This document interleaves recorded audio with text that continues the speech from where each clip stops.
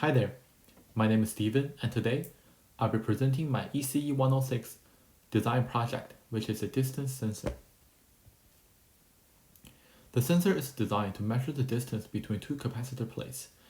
Different capacitance caused by the different distances is derived by measuring an electric signal instead. The capacitance will decrease as the distance between the two plates increases. As we can see from an equation from the course notes, the capacitance is inversely proportional to the distance. The two metal plates each have a dimension of 5 cm times 5 cm. The capacitor is connected to an Arduino board which sends out an AC signal. As we can see from the picture on the right, this shows how the system will look like in reality with two capacitor plates, and one of them is connected to the AC generator, which in our case is the Arduino board. There are two practical considerations that I have to think about when I was doing the design project. First, there are unavoidable fringe fields in the parallel plate capacitor that I chose to use. It makes the theoretical value of the capacitance less than the actual value of the capacitance. This effect becomes more significant when the distance between the plates gets larger. In order to overcome this or compensate, the plates are kept directly facing each other, and the distance I chose between them is kept in a reasonable range. Next, there are also parasitic capacitance caused by the wire which carries current between Arduino and the capacitor plates. In order to minimize that effect, I spaced out the components as much as possible to maximize the distance between the circuit and the capacitor plates. Since the dielectric material between the two plates is simply air, the relationship between the capacitance and distance is given by capacitance equals epsilon naught times surface area over d, because the relative permittivity of air is basically 1. In addition, distance also equals to epsilon naught A over c, which showcases that the capacitance and the distance are inversely proportional. C is the capacitance, epsilon naught is the permittivity of free space, A is the surface area of capacitor plate overlap, and D is the distance of separation between the plates. In order to calculate the theoretical value of the capacitance, I assume that the fringe fields are negligible. However, they do exist in reality as mentioned. The surface area is given by 5 cm times 5 cm, which is 0.05 meter times 0.05 meter, which is 0.0025 meter square. The permittivity of free space is 8.8542 times 10 to the negative 12 farads over meter.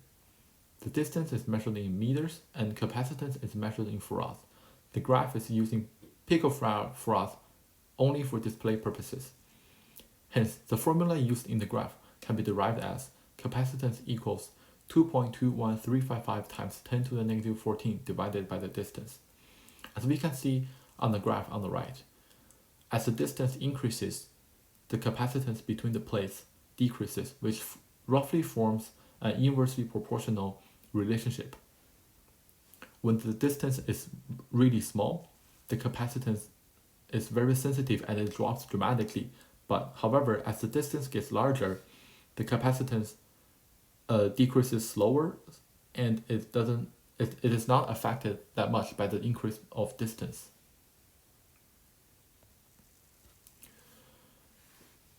Taking the derivative of capacitance equals epsilon naught times the surface area over d, we get the derivative of capacitance equals negative epsilon naught A over d squared dd, which can be derived as negative 2.21355 times 10 to the negative 14 divided by d squared. This derivative of the original equation showcases the sensitivity of the capacitance. As we can see on the right, this graph illustrates the new derivative equation that we just computed. As you can see, again, when the distance is small, the capacitance graph was steep. So here, the change in capacitance was rapid. However, as the distance gets larger, the capacitor becomes less sensitive to the change, and hence the change in capacitance value becomes less and less significant. So in order to optimize the capacitance, as we can see from the equation, we can either increase the surface area of the capacitor plate overlap, which will increase the sensitivity of the capacitor, or we can only measure the capacitance in a very small distance, which will also, because when the distance gets small, both the capacitance and the changing capacitance will become large. So decrease the distance will increase the sensitivity of the capacitance. This is the electric circuit that I used, a simplified circuit. The circuit shown to the right measures the delay time between the pin that is connected to the 1 mega ohm resistor. That pin sends out an AC signal, and the other pin will be set to that high signal after a short period of time. The Arduino then calculates the capacitance based on that time. As you can see, pin 4 here will send out the signal, which is connected to the plate. And once the plate is charged to a certain voltage, the pin 2 here will receive that voltage, and the time in between for that process will be the delay time that will be used for calculation.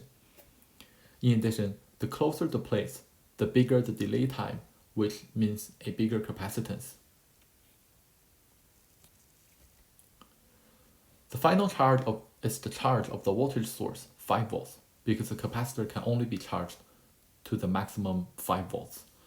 60% of 5 volts, 3 volts, is the voltage that Arduino's receive pin needs to recognize the signal as a high, and the delay time is the time needed for that process, as I mentioned. As we can see from this graph, at the time of one time constant, in which the time constant is tau equals the resistance times the capacitance, the capacitor at one time constant is charged to just slightly over 60%, which is required by the receive pin to recognize the signal as high. Hence, in my opinion, it is reasonable to conclude that the time constant basically equals the delay time measured.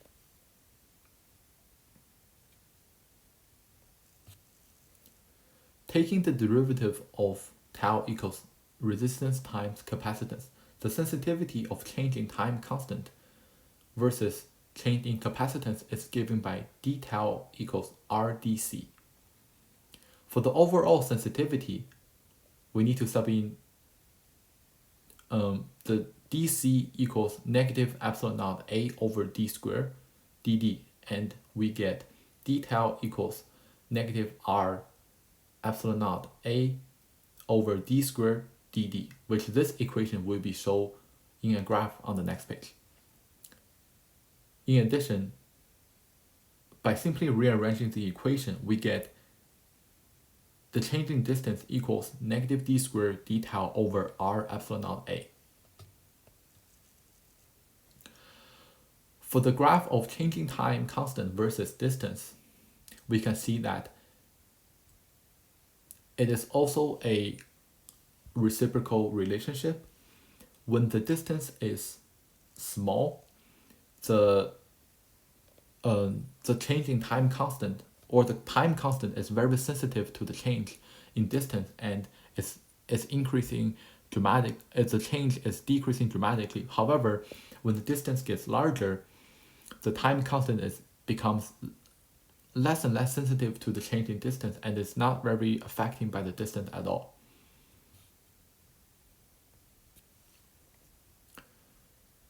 The minimum time interval that Arduino board can measure is 62.5 nanosecond, or 6.25 times 10 to the negative 8 second. Hence, subbing the other value and constants, we can compute that the changing distance is negative d squared d tau over r epsilon naught a.